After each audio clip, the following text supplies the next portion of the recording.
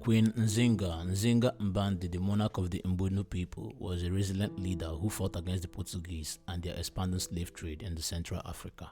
During the late 18th century, the French and the English threatened the Portuguese near a monopoly on sources of slave along the West African coast, forcing it to seek new areas for exploitation.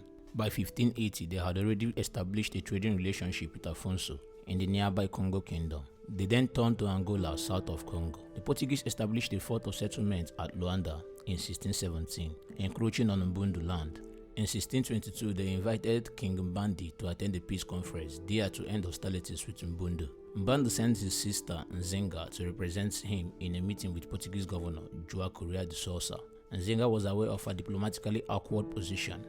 She knew of events in Congo which had led to Portuguese domination of the normally independent nation. She also recognized, however, that to refuse trade with Portuguese would remove a potential ally and major source of guns for her own state. In the first series of meetings, Nzinga sought to establish her equality with the representative of the Portugal crown. Noticing that the only chair in the room belonged to Governor Correia, she immediately motioned to one of her assistants, who fell on her hands and knees and served as a chair for Nzinga for the rest of the meeting. Despite that display, Nzinga made accommodation with the Portuguese. She converted to Christianity and adopted the name Dona Arnaldo de Souza. She was baptized in the honor of the governor's wife, who also became her godmother.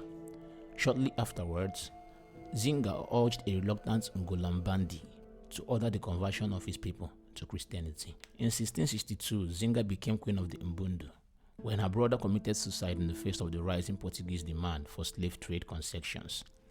Nzinga, however, refused to allow them to control her nation.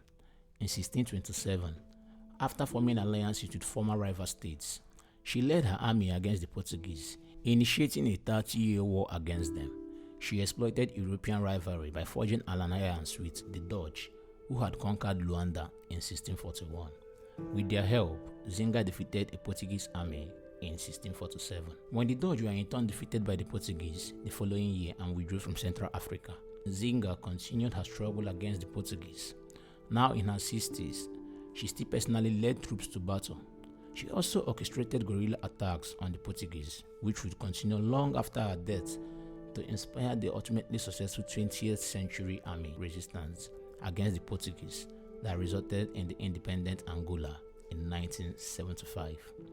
Despite repeated attempts by the Portuguese and their allies to capture or kill Queen Nzinga, she died peacefully in her 80s on December 17th, 1663.